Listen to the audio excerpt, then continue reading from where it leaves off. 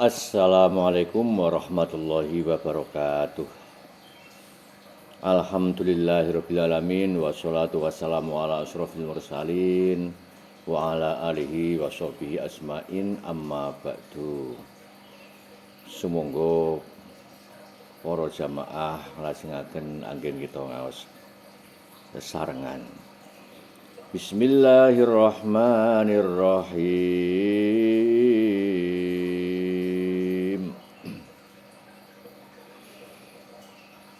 Wa inda dzalika yatlu 'alaika syaitanu fadlal ilmi wa darajatal ulama'i wa ma warada fihi minal ahbari wal athari. Lan ing nalikane kaya mangkono-mangkono artosipun rikala setan niku nejo dumateng kita kanthi nglakokaken dumateng perkawis ala fi ma'radil khairi ing dalem dalane kebagusan sehingga kita niku nuju dhateng sebuah kondisi kesasar pendamelan menika. Setan ugi maosaken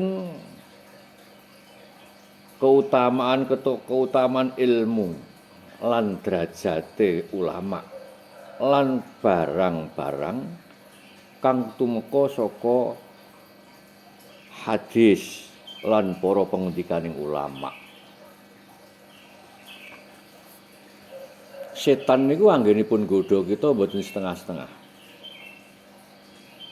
Kelihatannya kita itu berjalan di atas kebaikan.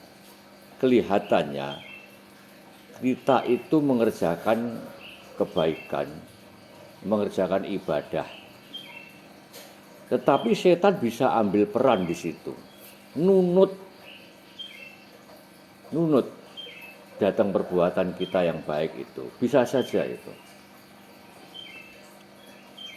Sampai setan itu membacakan fadlal ilmi, keutamaan ilmu, derajat-derajat ulama. Keutamaan ilmu itu banyak, derajat ulama itu adalah tinggi dan mulia. Dan membacakan hadis dan khobar, hadis dan athar, hadis dan dauh-dauh dari para sahabat ini. Itu yang bahaya. Contohnya kita mengerjakan ibadah, setan numpang di situ dengan perannya untuk membisikkan di hati kita tentang riya. Awalipun kita sampun niat ikhlas, resik muhung krana Allah, tulus perbuatan kita itu untuk Allah Subhanahu wa taala. Tapi di tengah-tengah perjalanan setan itu numpang, nunut, ambil bagian. Wah, suaramu apik. Kalau ndak kamu niati pisan gawene ben iso dikrungu wong akeh, biar mereka tahu kebaikan suaramu, kan rugi kamu. Nah, kamu rugi kalau hanya membaca Quran dengan baik, azan dengan baik. Sama-sama kamu kehilangan suara, korban waktu. Lebih baik sekaligus orang-orang itu biarlah tahu tentang kebaikanmu. Kan harus gitu. Nah, di sini perannya. Setelah nanti riya itu ada di hati kita, muncul lagi sum'ah. Amrih keprungu supaya bisa didengar oleh orang-orang lain. Sum'ah. Kalau sudah sum'ah, orang-orang lain mendengar, kemudian memuji dengan baik, muncul lagi perangkat setan. Satu lagi adalah ngujub. Wah, kalau gitu diriku itu baik ini. Wah, dibanding orang-orang lain lebih baik saya. Buktinya orang-orang tuh sama muji suara saya bagus.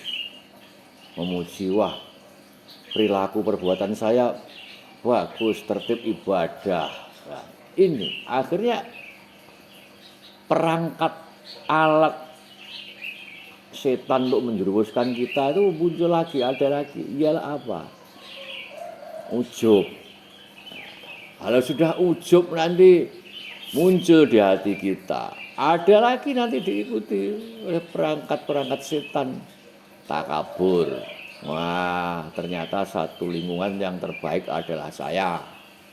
Wah, satu desa, kabupaten yang terbaik adalah saya. Ujub, takabur. Udah. Itulah makanya kita selembut-lembutnya hati masih lembut lagi adanya hawa nafsu. Hawa nafsu itu tidak terpisah dengan kita. Kita lahir itu sudah ada hawa nafsu.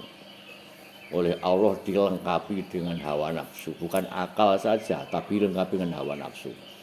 Kalau kita tidak waspada dengan hawa nafsu, akan menjadi sebuah alat.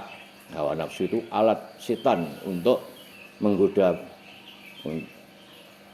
menuju sebuah kehancuran. Kehancuran ibadah, kehancuran amal soleh, kehancuran pahala, kehancuran ridho Allah. Naudzubillah.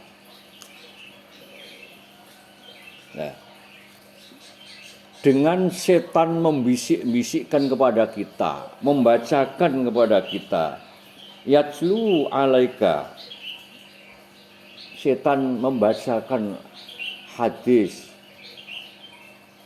sabda Rasulullah,